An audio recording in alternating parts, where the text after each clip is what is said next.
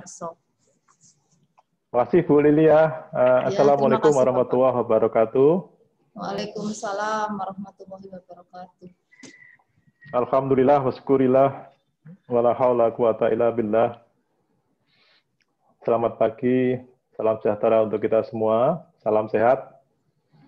Pak Rektor Rumaha sehat ya.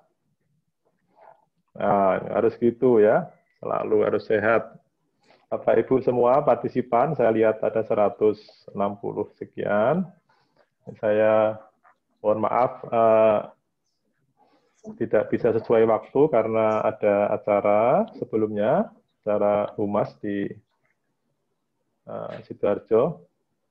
Dan sebenarnya juga harus dengan Bu Paris ke Malang ini harusnya. Tapi karena Pak Rektor ya sudah nih, Bu Paris dikalahkan nih sebenarnya.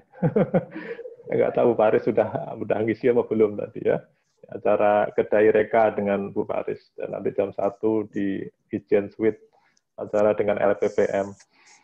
Bapak Ibu yang saya hormati, monggo nanti saya sedikit saja paparan mungkin 2-3 slide saja. Tapi intinya karena saya tahu Bapak Ibu sudah bosan lah bicara Kampus Merdeka, MBKM gitu ya. Saya berupaya untuk mengisi celah atau ruang yang mungkin Bapak Ibu belum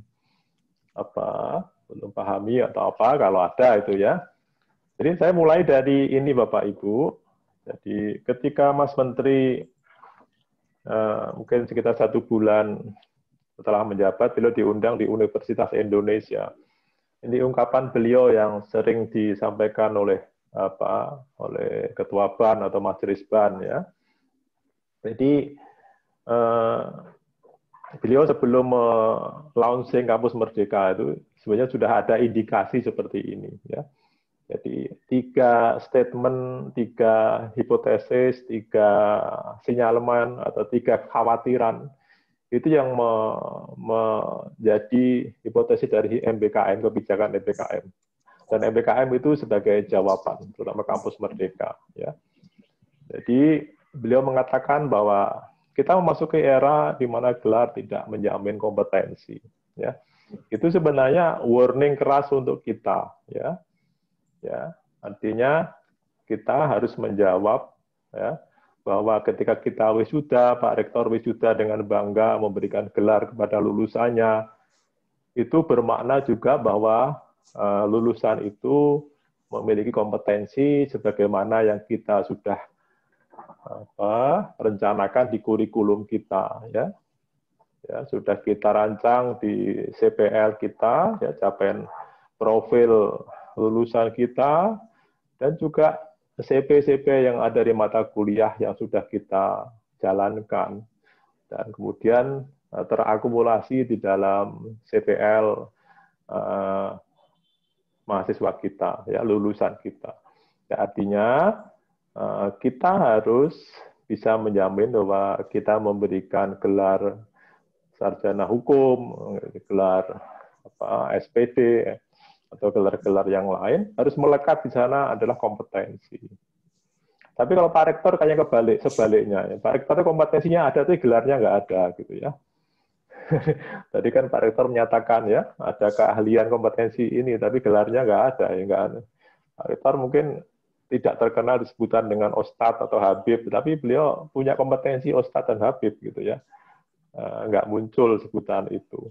Ya, yang kedua, kembali kepada sinyaleman Mas Menteri, beliau juga menyatakan kita memasuki era di mana kelulusan tidak menjamin kesiapan berkarya. Ya. Itu yang juga harus kita jawab. Ya.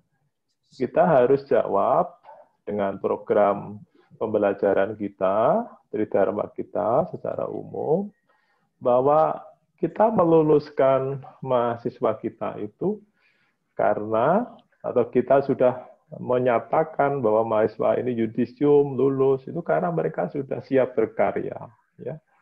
Nah, itu yang harus kita buktikan, ya. Harus kita buktikan. Yang ketiga ini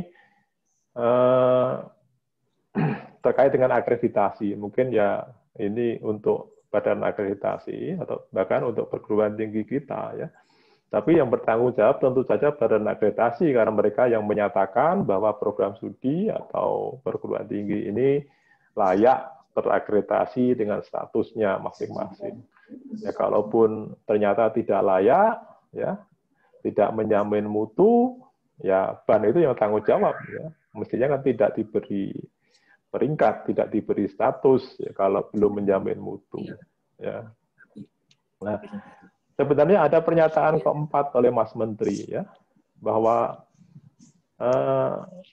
mahasiswa kita itu datang ke kelas tidak menjamin ada proses belajar. Itu yang keempat yang dinyatakan oleh Mas Menteri. Nah, itu harus kita jawab, kita buktikan ya, bahwa ketika mahasiswa mengikuti pembelajaran itu ada proses belajar, ada proses transformasi, ya, ada proses pengembangan potensi mereka. Nah, Bapak Ibu, MBKM ini menjawab ini semua, ya. Dalam konteks akreditasi itu yang dalam konteks kampus merdeka. Yang tiga yang lain dalam konteks merdeka belajar, ya. Nah, inilah yang secara umum melandasi sehingga nanti implementasinya itu juga kita harus tahu mengapa sih kita harus melaksanakan MBKM, karena ingin membuktikan ya, kita ingin membuktikan bahwa gelar yang disandang itu di dalamnya melekat kompetensi ya. Lulusan yang kita klaim ketika wisuda itu bukan menambah jajaran pengangguran baru ya, tapi mereka siap berkarya, mengabdi, bahkan bisa menciptakan lapangan kerja baru, ya, karena itu ada entrepreneurship dan lain-lain. Begitu juga yang keempat, bahwa ketika mahasiswa kita datang belajar, mereka akan mendapatkan ilmu dalam tanda petik, ya. Mereka akan mendapatkan CP-CP yang diharapkan di setiap mata kuliah, ya. Kompetensi setiap mata kuliah atau bahkan sub mata kuliah, CPL sub mata kuliah, CP sub mata kuliah. Itu harus kita buktikan. Ya, artinya kurikulum kita harus baik, dosen kita harus baik, sehingga lulusannya juga akan bermutu. Itu juga yang menjadi statement utama dari hibah yang juga menjadi salah satu agenda di acara ini. Ya. Jadi sasarannya ada 3 besar, ya. Jadi kualitas kurikulum dan pembelajaran, kualitas dosen sebagai dosen penggerak, kemudian dari 2 hal besar itu akan menghasilkan lulusan yang berkualitas. Itu yang menjadi paket MBKM juga. Nah, Pak Ibu, yang secara saya mengingatkan kembali ya bahwa kita mengelola perguruan tinggi, kita menyelenggarakan pendidikan tinggi, itu sebenarnya adalah sedang mengelola dan sedang mengupayakan sistem penjaminan mutu. Ya. Sistem penjaminan mutu yang ditopang oleh 3 pilar utama, standar, ya, standar pendidikan tinggi. Ya, Pak Ibu pasti sudah melampaui standar, ya, standar minimal dan yang melampaui. Kemudian implementasi dari standar itu sendiri ke dalam SPMI, ya, ke dalam SPMI, dan kemudian ditopang dengan pangkalan data yang tidak bisa dipisahkan dari SPMI dan juga standar itu sendiri.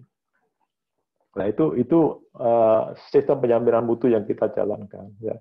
Kalau kinerja kita baik, ya, kinerja kita baik, maka potret SPMI-nya akan baik. Nah, Bapak Ibu, saya mengingatkan kembali di sini karena mewakili LE Dikti bahwa di dalam SPM itu juga ditopang dengan dokumen, dengan program, dengan aktivitas atau dengan hal-hal lain yang tidak hanya standar pendidikan tinggi, tidak hanya SPMI, tidak pangkalan, tapi semuanya itu juga akan dilengkapi dengan hal lain, misalnya statuta. Ya. Saya mengingatkan Bapak Ibu bahwa Dikti memberi waktu sampai 31 Desember untuk mengunggah statuta di PD Dikti. Ya. Kalau tidak, Bapak Ibu akan melanggar dan akan kena sanksi, ya, karena ada di Permen 7. Ini Pak Rektor jangan marah ya kalau bicara sanksi, ya, ini aturan permen. Ya. Permen 7 sudah mengatakan begitu, kalau salah satu butir kena sanksi itu adalah tidak mengunggah statuta. Ini diberi waktu sampai 31 Desember, dan kemudian Januari, Februari akan dievaluasi, dan kemudian akan ditetapkan sanksi. Paling tidak itu yang disampaikan oleh Direktur Kelembagaan. Kemudian yang lain renstra, Bapak Ibu. Ya. Nah, kita ya alhamdulillah karena program kita ya kita menjalankan SPM ini karena sebuah keharusan, apalagi SPME ya keharusan, mau tidak mau kita memang harus melihat selalu renstra kita ya, bagaimana visi misi kita ya. Bukan di masa lalu ketika renstra satu-satu tidak di-refer oleh kebijakan-kebijakan yang lain, renstra itu ditinggalkan, tidak dilihat, hanya dibuat ketika pendirian atau izin pembukaan. Ya. Setelah itu dilupakan. Tapi sekarang tidak bisa. Ya. Harus connect semuanya dengan SPMI, ya. Karena dengan SPME juga, ya. Karena ketika kita mengisi LKPS, LKPT, juga semua harus kait dengan visi misi yang ada. Ya. Nah, Bapak Ibu sekarang juga ada yang lain, ini urutannya tidak pas ini ya, harusnya belakangan ini.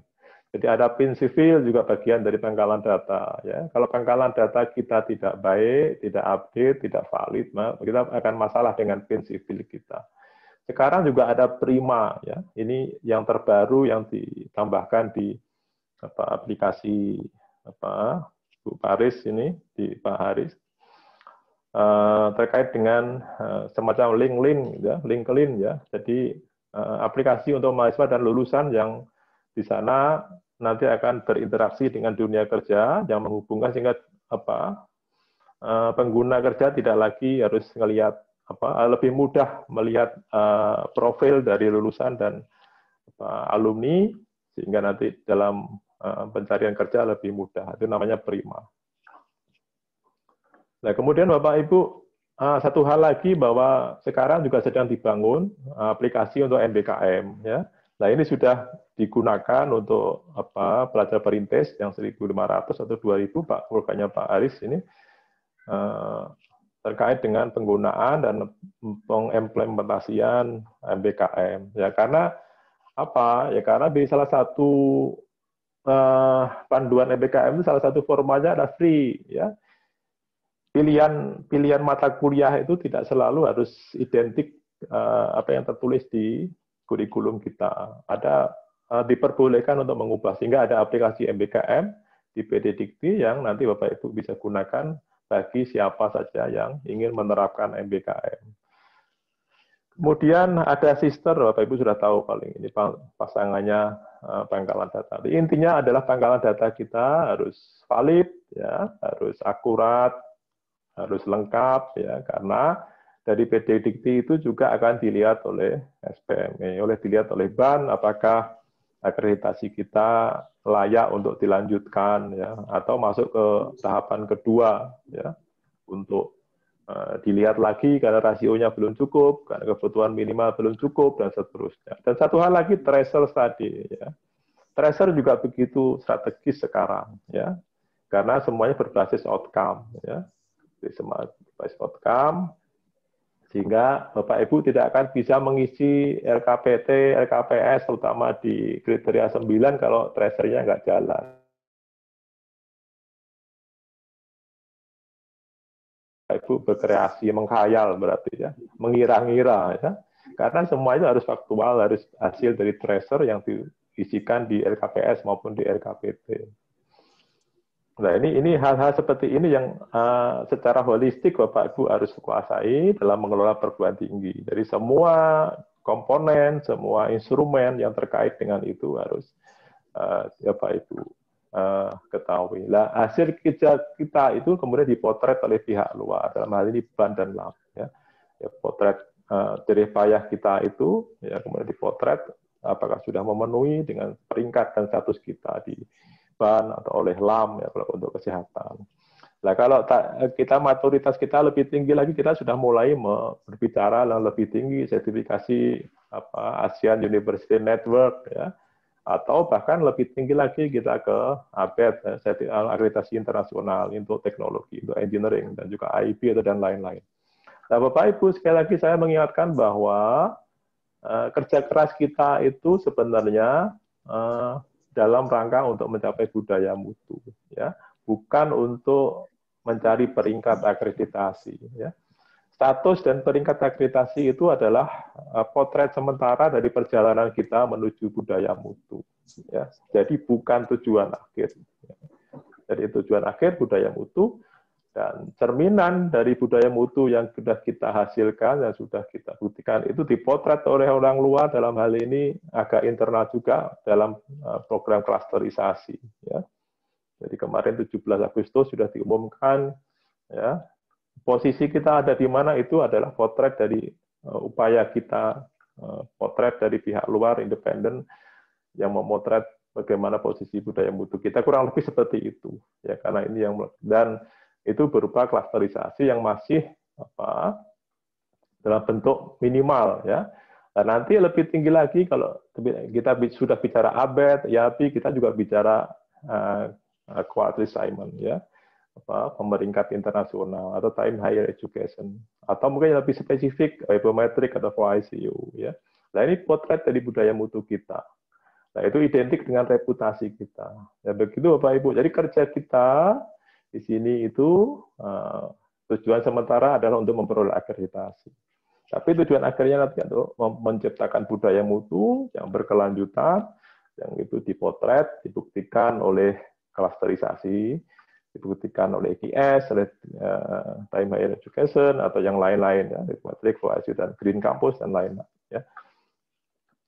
Nah, itu Bapak Ibu yang pertama yang saya sampaikan. Mungkin satu lagi yang ingin yang terkait dengan mereka belajar, ya. Kalau ini pasti sudah bosan Bapak Ibu, ya. Nah, ini variasi MBKM. Ada 4 klausul ini, tetapi 4 klausul itu bisa bermutasi ke dalam banyak sekali variasi, ya. Ya, pertama tentu saja masih reguler, ya. Jadi kalau di UNESA itu disebut kurikulum reguler kalau tetap, ya, tidak ada yang keluar, ya. Mahasiswa ngambil 8 semester di program studinya, mereka sebut. Nah, yang alternatif kedua ini yang variasinya banyak sekali, ya. Jadi ini yang Bapak Ibu nanti bisa berbagai variasi, ya. Bapak Ibu sudah, nah di sinilah sebenarnya Bapak Ibu bisa memformulasikan, merencanakan sesuai dengan kemampuan dan kondisi kesiapan kampus kita, variasi atau formula mana yang kita siapkan dulu sampai 2 tahun ke depan, ya, sampai semua menu MBKM itu kita siapkan. Walaupun belum tentu saja diambil oleh mahasiswa, tapi kewajiban perguruan tinggi untuk menyiapkan semua variasi menu ini, ya. Itu yang terpenting ya harus kita kuasai. Jadi tentu saja Bapak Ibu juga punya hak untuk dalam 2 tahun ini punya hak untuk bertahap menyiapkan menu yang paling ringan, menu yang paling mungkin yang bisa dieksekusi oleh mahasiswa kita atau oleh perguruan tinggi. Misalnya exchange, ya, kegiatan yang pertama exchange itu mungkin relatif lebih mudah, ya, daripada memilih yang lain-lain. Tapi tentu saja juga tergantung karakteristik dan spesifikasi perguruan tinggi kita. Bagi perguruan tinggi pendidikan yang lebih mudah, asistensi mengajar atau mungkin tugas-tugas yang sejenis dengan itu. Atau mungkin pilihan-pilihan yang lain. Nah, kemudian yang terpenting di sini juga penting, ini Bapak Ibu, di awal diluncurkannya MBKM, banyak yang menanyakan bahkan mengkritik bagaimana sebuah kegiatan bisa bernilai 20 SKS, ya, ketika minggu-minggu awal, bahkan minggu kedua juga masih banyak yang menyatakan. Ya, ternyata tidak demikian, ya, 20 KS di luar program studi itu, 20 SKS di luar kampus itu, 20 SKS di luar perguruan tinggi, itu adalah kombinasi dari berbagai mata kuliah, kombinasi dari berbagai kompetensi tambahan, ya, kombinasi dari berbagai modus pembelajaran, sehingga nanti bisa mencapai 20 SKS. Bisa jadi yang diambil dari 8 itu hanya 1, hanya bernilai 8 SKS. Kalau di ITS itu langsung mengambil 3, ya. 3 dari 8 itu bisa mencapai 20 SKS. Tapi monggo saja, kan kita berbeda-beda perguruan tinggi, ya. Secara umum, misalnya mengambil kewirausahaan 8 SKS, kemudian sisanya 12 itu dilaksanakan dengan berbagai modus, ya. Dan bahkan di panduan MBKM lebih fleksibel lagi sebenarnya.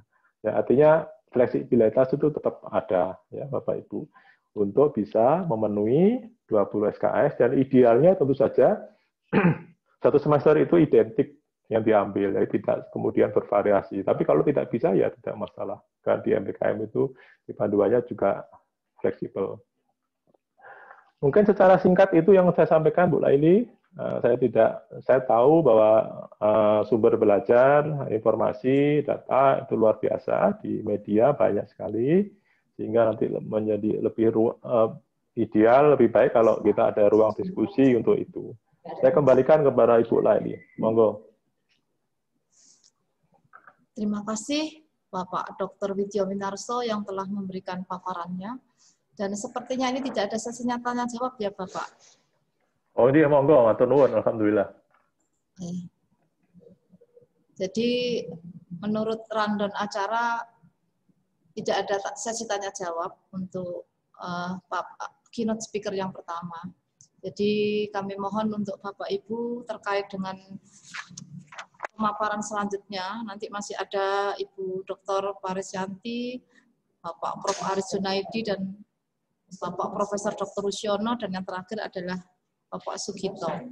Untuk selanjutnya, kami mengucapkan terima kasih atas kehadiran Bapak Widyo Winarso yang telah memberikan paparannya pagi hari ini. Dan kami mengucapkan mudah-mudahan kita bisa bertemu kembali Bapak dan kita selalu sehat dan dalam lindungan Allah Subhanahu wa taala. Matur nuwun Bapak, terima kasih. Dan untuk selanjutnya ini sudah kami sapa Ibu Paris sudah hadir di tengah-tengah kita. Terima kasih atas waktunya. Untuk sesi selanjutnya yang disampaikan oleh Ibu Paris akan dimoderatori oleh Ibu Dr. Nuning Nurna Dewi. Kami sapa dulu Bu Moderator Ibu Nuning Nurna Dewi sudah ada di studio 1. Assalamualaikum. Baik, Bu Lila sudah siap. Kami ada di studio 2. Untuk host bisa mendengar suara saya, panitia? Alhamdulillah. Alhamdulillah kami bisa mendengar suara walaupun memang tadi kami moderator dan membawa acara harus berpindah-pindah tempat, tapi mudah-mudahan tidak menjadi halangan kepada Bapak Ibu sekalian untuk tetap menikmati acara webinar nasional pagi hari ini. Untuk sepenuhnya untuk jalannya Bunda selalu sehat terus, Bunda bisa terus memberikan inspirasi kepada kami semua. Bunda, tema yang kita angkat kali ini adalah sangat menarik, sosialisasi program kompetisi Kampus Merdeka dalam kebijakan Kampus Merdeka.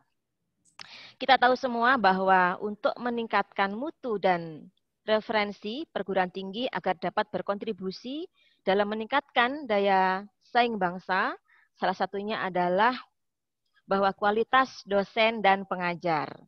Dosen berkegiatan di luar kampus, juga praktisi mengajar di dalam kampus, hasil kerja dosen digunakan masyarakat dan dapat rekognisi internasional. Tentu saja diimbangi dengan kualitas kurikulum, Bunda, program studi bekerjasama dengan mitra kelas dunia, skala internasional, juga kelas yang kolaboratif dan partisipatif, dan juga program studi berstandar internasional. Dan alhamdulillah Bunda di kampus kami juga sudah mengarah ke sana, dan mohon pencerahan dari Bunda sehingga kita bisa bersaing secara global dan di tingkat internasional. Bunda, waktu dan tempat dipersilahkan.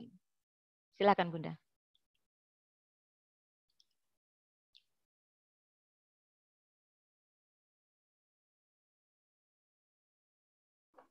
Panitia bisa menjadikan co-host Ibu Bunda Paristianti karena beliau akan share screen.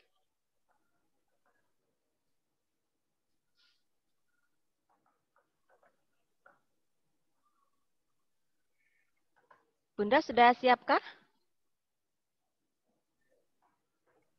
Sudah share screen, panitia? Bapak Ibu sambil menunggu Ibunda Paristianti bisa ada sesi tanya jawab di link chat Zoom kami, dan nanti juga akan ada 3 bisa raise hand untuk langsung bertanya kepada narasumber. Sambil menunggu Ibu Dr. Insinyur Paristianti Nurwandani untuk memaparkan materinya. Silakan Bunda. Baik, terima kasih banyak. Bentar. Apakah screen saya sudah terlihat Bapak Ibu? Terlihat jelas Ibu. Oke, baik. Bu Nuning sahabat saya yang selalu ceria, tambah cantik, juga teman-teman ADRI. Semangat terus, terima kasih Pak Widyo, presentasinya sangat luar biasa. Saya sangat yakin ADRI. Siap, Bunda.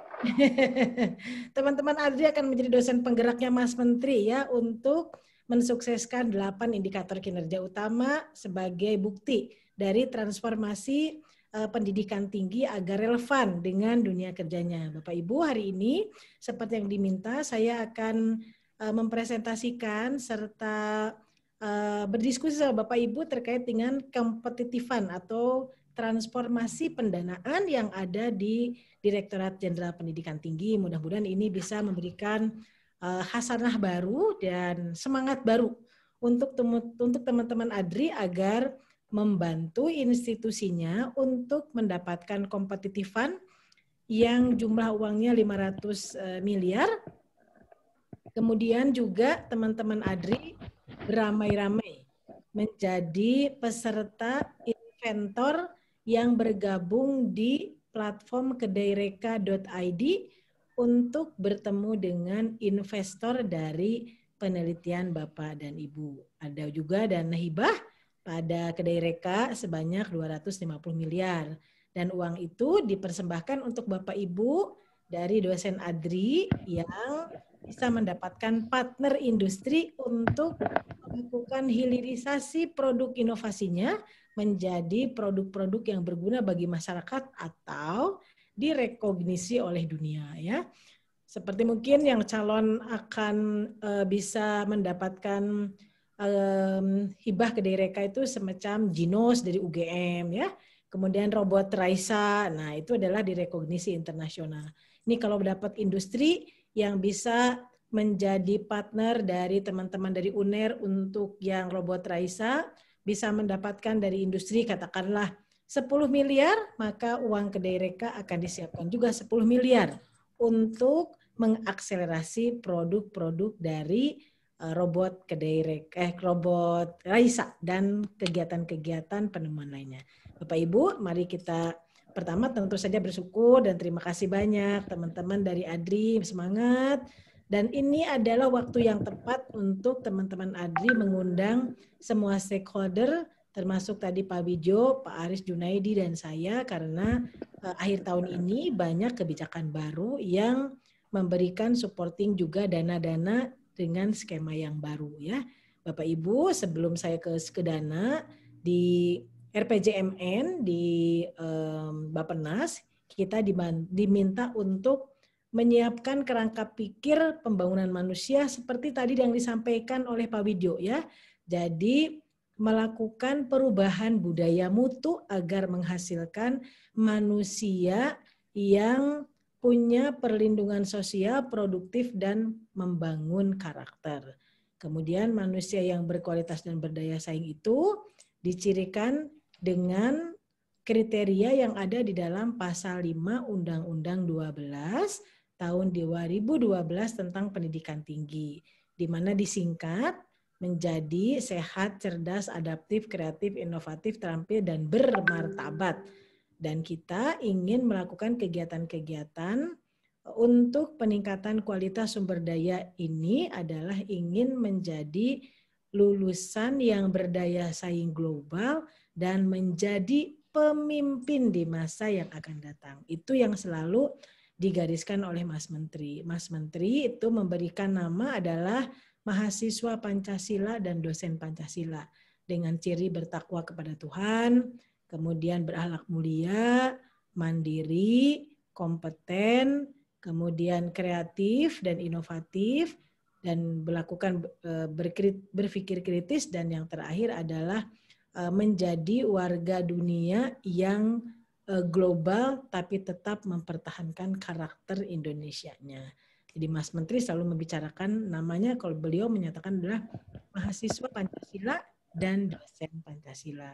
Jadi Bapak Ibu sebetulnya pasal 5 Undang-Undang 12 juga diterjemahkan ke dalam RPJMN yang Bapak Ibu lihat di layar, yaitu manusia yang berkualitas dan berdaya saing. Ini pesan Mas Menteri Bapak Ibu, dalam 5 tahun mendatang prioritas perguruan tinggi adalah menciptakan SDM unggul, bukan hanya unggul tapi pemimpin masa depan. ya, dan berkarakter. Supaya menjadi pemimpin masa depan dan berkarakter, maka harus relevan antara kurikulum dengan dunia industrinya atau dunia kerjanya. Nah, kurikulum itu agar relevan, Mas Menteri memberikan fasilitas berupa kampus merdeka dengan lebih kurang sebanyak 3 semester harus belajar di luar program studi. Apakah itu di program studi lain di perguruan tinggi, apakah kredit transfer di luar negeri, atau melakukan kegiatan-kegiatan proyek-proyek individu dari 8 moda kampus merdeka, ya.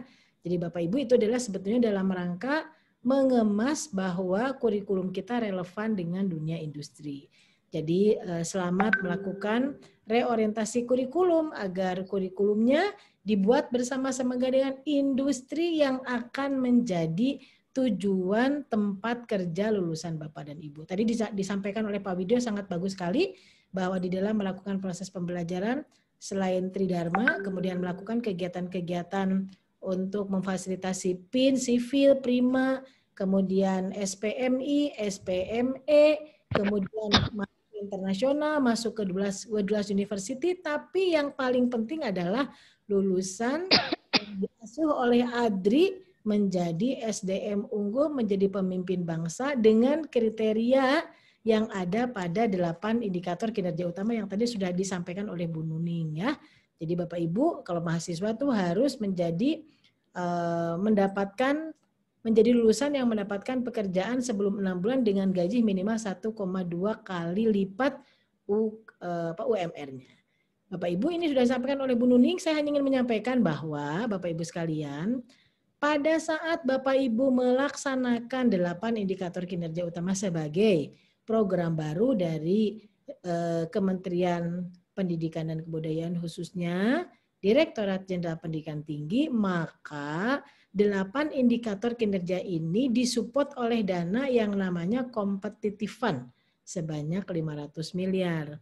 415 miliar untuk Competitive Fund dari perguruan tinggi yang punya mahasiswa 1.000 ke atas. Bagi perguruan tinggi kecil yang punya mahasiswa 1.000 ke bawah, maka kami menyiapkan uang 85 miliar untuk merger tahun 2021. Kalau Bapak Ibu yang mau merger dengan mahasiswa kurang dari 1.000, nggak usah bayar ngurus persiapannya, pertemuannya, notarisnya, pembuatan SK notarisnya, daftar ke Kumham, semuanya akan dibiayai oleh Dikti. Jadi silahkan Bapak Ibu yang mau merger dengan jumlah mahasiswa per perguruan tinggi di bawah 1.000, dipersilahkan untuk melakukan komunikasi dengan kami, dengan Sesditjen, dan kami akan memfasilitasi seluruh persiapan sampai dengan Bapak Ibu merger semuanya dibayar oleh Direktorat Jenderal Pendidikan Tinggi. Uangnya sudah kita siapkan 85 miliar. Dulu program ini tidak berhasil karena tidak ada support dana. Bapak Ibu sudah capek, diskusi, ngurus sendiri, nggak ada uangnya.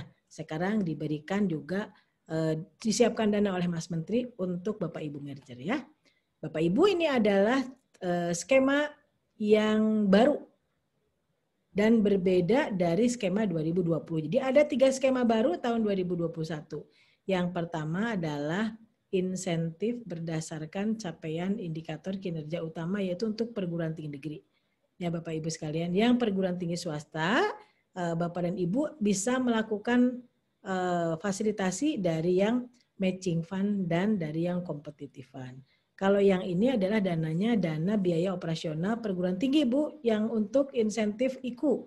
Jadi ini adalah memang khusus untuk perguruan-perguruan tinggi yang negeri, karena memang harus menjadi contoh bagi teman-teman yang lainnya. Kemudian untuk yang kedua adalah uang yang ada di Kedai Reka, platform tempat bertemunya inventor dengan investor, uangnya ada 250 miliar, dinamakan matching fund. Dan saya sangat yakin mau perorangan atau mau berkelompok, silahkan daftar di Kedai Reka, cari partnernya yang mana, kemudian kalau ada sudah komunikasi, bertemu dengan partner industrinya, kemudian diskusi, bikin MOU, tanyakan partner Bapak Ibu akan memberikan support berapa terhadap penelitian Bapak dan Ibu sekalian.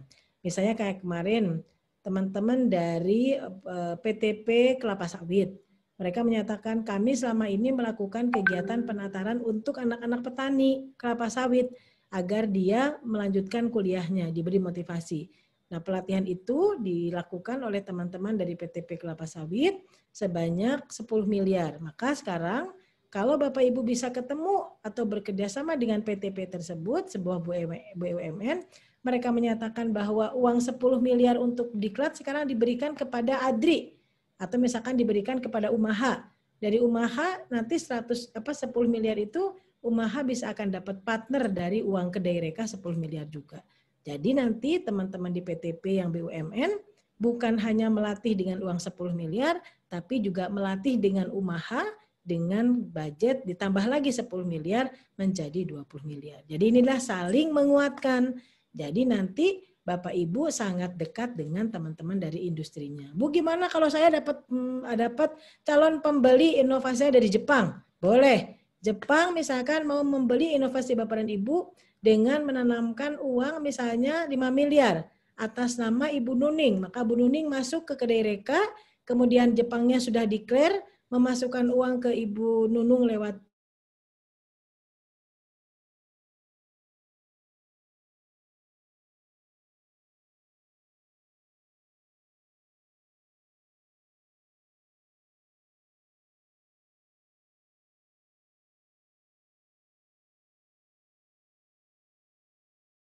dari inovasi punyanya Bu Nuning yang sekarang disupport dari dua sumber.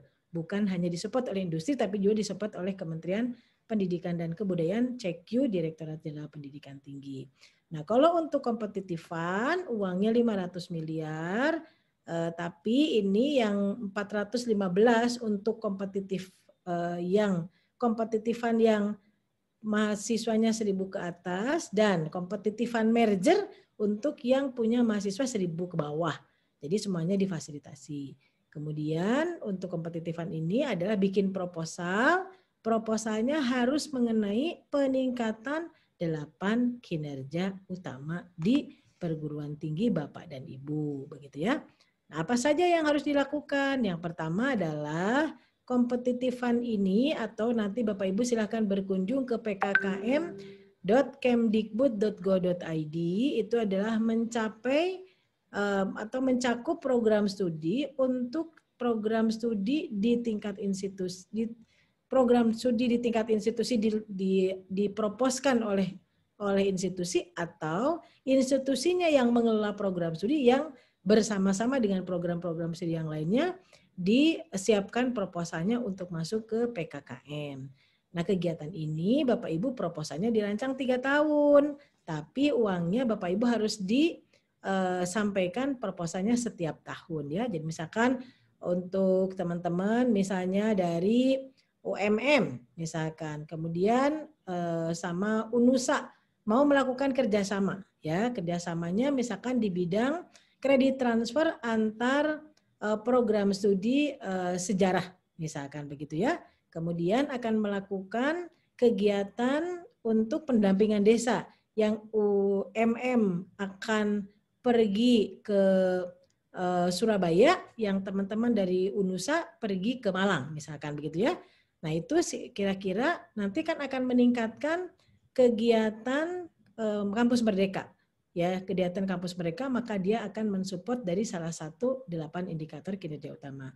Maka kegiatan itu akan dilakukan dan disupport oleh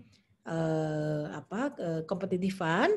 Kemudian sekarang harus ditanya, kalau yang tahun pertama dengan UNUSA dan UMM, tahun kedua nih di UMM mau berapa banyak yang akan dilakukan juga 8?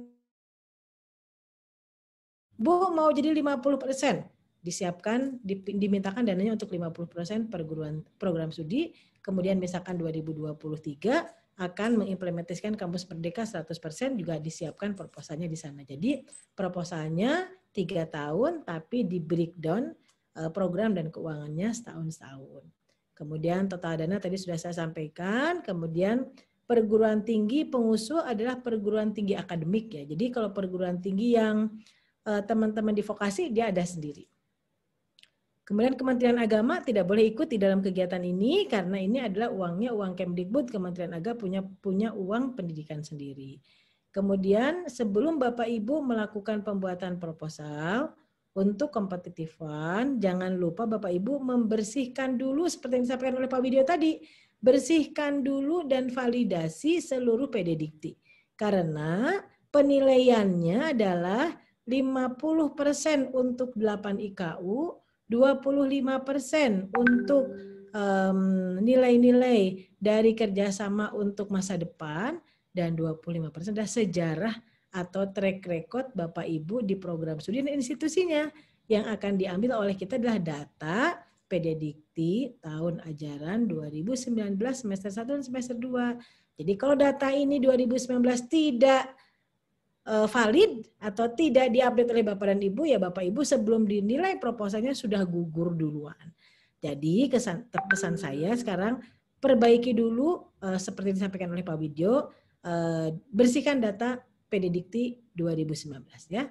Kemudian Bapak Ibu sekalian, yang akan boleh ikut serta adalah yang sedang tidak dalam sengketa atau tidak sedang dalam pemergeran dari bentuk-bentuk hukum yang akan merubah berbagai macam program atau rensa Bapak dan Ibu semuanya. Bapak Ibu, untuk kompetitifan ini kita akan membagi menjadi 3 kategori. Kalau Pak Dirjen bilangnya adalah kategori bintang 5 ini ya. Inilah kategori untuk teman-teman yang mempunyai mahasiswa di atas 18.000. Maka bertandingnya dengan teman-teman PT yang akan punya mahasiswa 18.000 lagi. Dan liga kedua adalah pertandingan kompetitifan dari peserta dengan perguruan tinggi yang punya mahasiswa 5.000 sampai 18.000. Kemudian yang ketiga adalah perguruan tinggi yang mempunyai mahasiswa 1.000 sampai dengan 5.000. Begitu ya. Kemudian untuk yang perguruan tinggi yang 18.000 ke atas mahasiswanya, maka pengajuannya tidak ada pengajuan dana minimum. Bebas asalkan pagu maksimumnya per mahasiswa 10 juta. Ya, yang akan bertanding di sini mungkin hanya 20 sampai dengan 25 perguruan tinggi ya. Yang lainnya akan bertanding di liga kedua, yaitu yang mahasiswanya 5.000 sampai dengan 18.000. Pagunya adalah satu orang mahasiswa maksimal 8 juta. Jadi misalkan kok Ibu akan melibatkan di liga kedua, melibatkan 1.000 mahasiswa, maka dana yang Bapak Ibu minta kepada kami boleh 1.000 kali 8.000. Jadi 8 miliar boleh diminta untuk kegiatan kompetitifan, bikin proposal yang bagus yang mencerminkan kenaikan 8 indikator kinerja utama. Hal yang sama juga dilakukan untuk pertandingan liga ketiga, yaitu minimal adalah mahasiswanya 1.000 sampai dengan 5.000, kemudian dananya adalah 500 juta per program studi, dan ini maksimal hanya 2 program studi Bapak Ibu ya. Jadi ini mungkin yang harus dicermati untuk administrasi. Kemudian ini adalah komponen pembiayaan dan peraturan. Jadi pembiayaannya tidak boleh kebanyakan untuk fisik. Yang boleh adalah kebanyakan untuk sebagian besar malah tenaga ahli dan pengembangan staf. Seperti yang saya sampaikan, dosen, mahasiswa. Jadi sebaiknya sebanyak-banyaknya proporsi itu adalah untuk dosen, mahasiswa. Supaya apa? Manusianya ini betul-betul bisa mendeliver 8 indikator kinerja utama untuk membuat perguruan tinggi Bapak Ibu hidup ya, dengan seperti kemarin saya sampaikan, dengan tetap menjadi mata air, mata hati, dan matahari bagi bangsa Indonesia. Jadi bolak-balik Bapak Ibu buat apa gedung besar-besar kalau manusia yang nggak ada, dosen yang nggak ada, mahasiswa nggak ada, itu hanya jadi sebuah monumen, tidak akan berarti apa-apa. Jadi kegiatan komponen pembiayaan ini lebih banyak harus dibuat oleh Bapak Ibu, sebagian besar adalah untuk manusia. Jadi SDM-nya adalah dosen dan mahasiswa. Kemudian seleksi proposal Bapak Ibu akan dilakukan 4 tahap. Tahap pertama ada evaluasi administrasi, kemudian kualitas dan kelayakan proposal, verifikasi kelayakan dan penetapan pemenang. Kemudian mekanismenya adalah dengan peer review, hanya saja bedanya dengan yang lama-lama, sekarang review yang kedua oleh industri. Jadi kalau dulu kan selalu reviewernya semuanya dosen, sekarang enggak. Yang kedua adalah oleh industri, supaya apa? Supaya industri punya sense of belonging terhadap kegiatan dari kompetitifan ini. Jadi mereka juga bisa memberikan masukan apa yang mereka inginkan, tuangkanlah di dalam 8 indikator kinerja utama.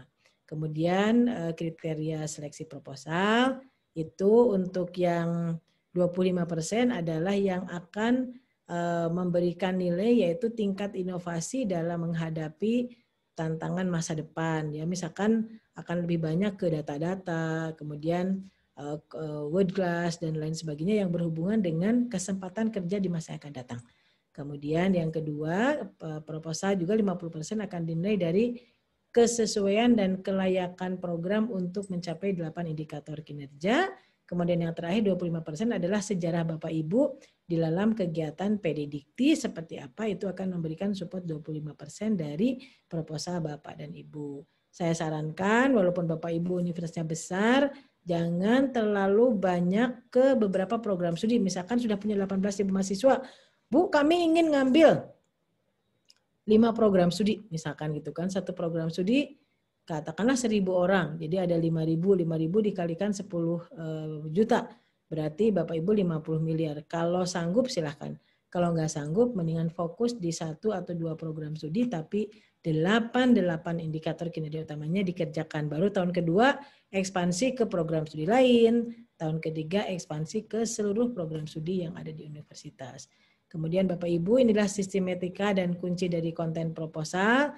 Tinggal di-download aja di pkkm.kemendikbud.go.id. Semuanya sudah ada. Ini hanya sebagai ilustrasi saja bahwa akan ada 6 bagian, yaitu halaman judul, halaman identifikasi dan pengesahan, ringkasan eksekutif, rencana pengembangan institusi, rekam jejak institusi, dan usulan dan indikator kinerja yang 8 item.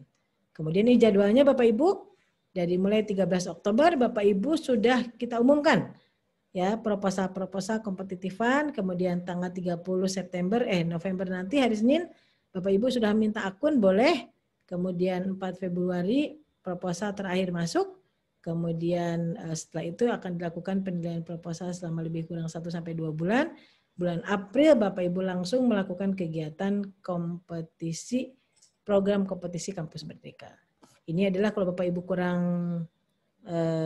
bisa memahami dengan baik dan ingin melihat lebih rinci, silahkan ke webnya pkkmdikti.kemdikbud.go.id. Mudah-mudahan ini bisa menjadi pendukung untuk semangat kerja Bapak Ibu. Dan jangan lupa Bapak Ibu, dari 8 indikator kinerja utama itu, di indikator nomor 2 masih ada uang hibah Kampus Merdeka dari Belmawa. Silahkan diakses, nanti mungkin bulan Januari sudah ada pengumuman. Kemudian yang kedua, untuk dosen yang berkegiatan di kampus, disupport oleh uangnya di sumber daya. Silahkan juga mungkin ini Januari akan ada pengumuman, silahkan diakses rame-rame. Kemudian praktisi mengajar dari kampus, kalau mereka nggak mau kita bisa bayarin, tapi Bapak Ibu harus menyampaikan proposal ke Direktorat Sumber Daya, juga sama mulai Januari sampai Februari 2021. Kemudian untuk kerja dosen yang dihilirisasi, jasa maupun barang, Bapak Ibu bisa disupport oleh Kedaireka 250 miliar. Kemudian program lainnya adalah program studi bekerja sama dengan kelas dunia, juga ini ada di Pak Ridwan, di Direktorat Jenderal Kelembagaan, ada hibahnya. Kemudian kelas kolaboratif ada pembelajaran inovatif di Prof. Aris, 2021 bulan Januari akan keluar hibahnya. Dan program internasional ada di Pak Ridwan, di sumber daya, di kelembagaan, juga bisa diakses untuk peningkatan program studi terakreditasi internasional. Mungkin itu Bapak Ibu, jadi sepertinya transformasi ekonomi pembiayaan pendidikan Dikti ini hanya 3, hanya insentif, kompetitifan, dan matching fund. Padahal sebetulnya enggak. Sebetulnya ada 6 support, yaitu support dari Belmawa di Kampus Merdeka dan Pembelajaran Inovatif, kemudian dari Direktorat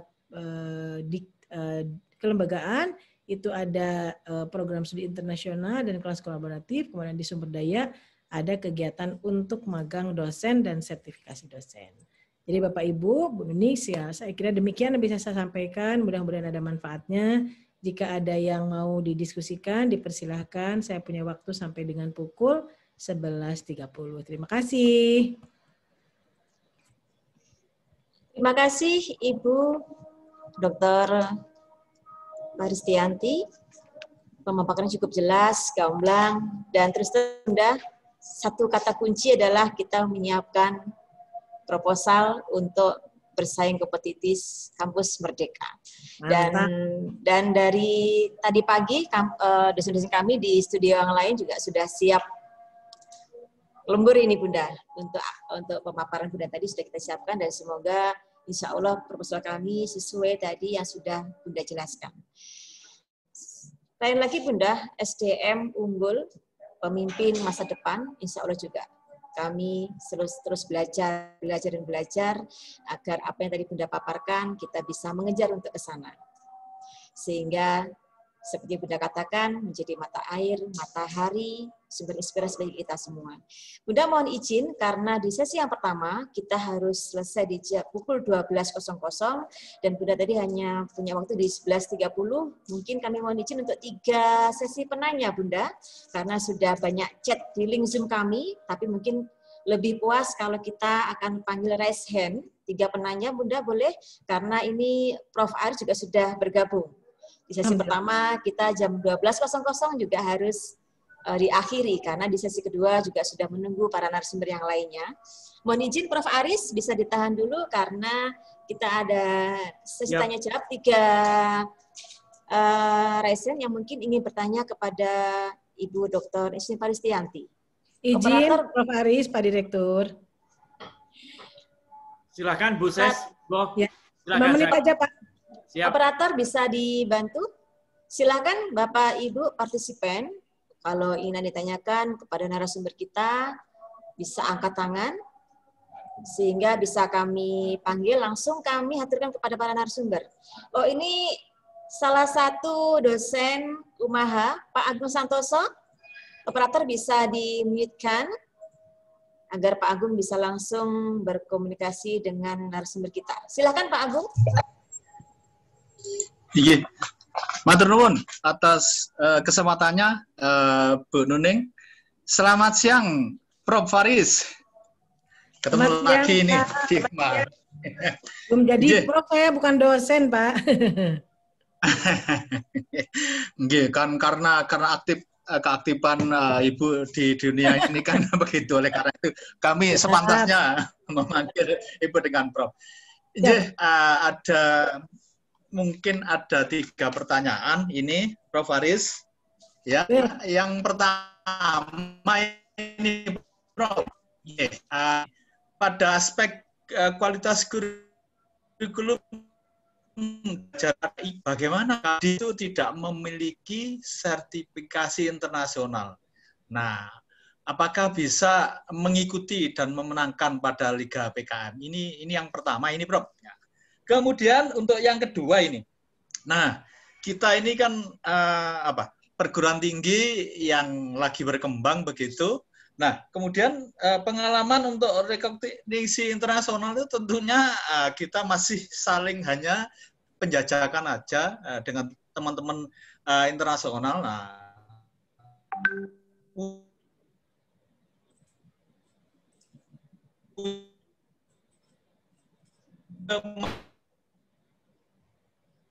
Ibu aturkan untuk reviewer atau penjurian itu satu dari pihak Dikti kalau nggak salah itu ya. Kemudian kedua adalah dari industri. Nah, industri ini apakah dari Kemristek yang menunjuk atau bagaimana? Nah, itu aja, Prof. Ada 3 pertanyaan itu. Matur nuwun.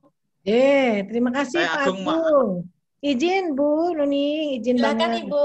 Iya, monggo. Pertama, semua PTN PTS boleh mengikuti kompetitifan boleh semua IKU, boleh beberapa IKU. Ya Pak ya, boleh semuanya. Jadi misalkan, Bu saya mau konsentrasi di 2 IKU, boleh. Ya, cuman belum tentu menang Pak. Ya, kalau bolehnya boleh ya, tapi nggak tahu menang atau tidak ya belum tahu ya. Jadi nanti pasti akan ada kecenderungan untuk diberikan kepada yang proposalnya bagus dan mendukung lebih banyak 8 indikator kinerja utama. Kemudian untuk kegiatan penunjukan reviewer ini ditunjuknya oleh kementerian Pak. Jadi nanti reviewernya dari industri-industri yang sudah terpercaya. Kemudian kalau QS 100 itu terlalu tinggi, ya Bapak dan Ibu harus mencari teman untuk bisa bersama-sama berupa konsorsium melakukan kegiatan-kegiatan dengan QS 100 atau bisa dengan BUMD yang mempunyai omset di atas 200 miliar. Ya Pak ya. Jadi itu dianggapnya sebagai industri yang sudah mapan. Kalau industri yang sudah mapan berarti di atas 200 miliar per tahun omsetnya itu dijadikan sebagai partner Bapak Ibu boleh.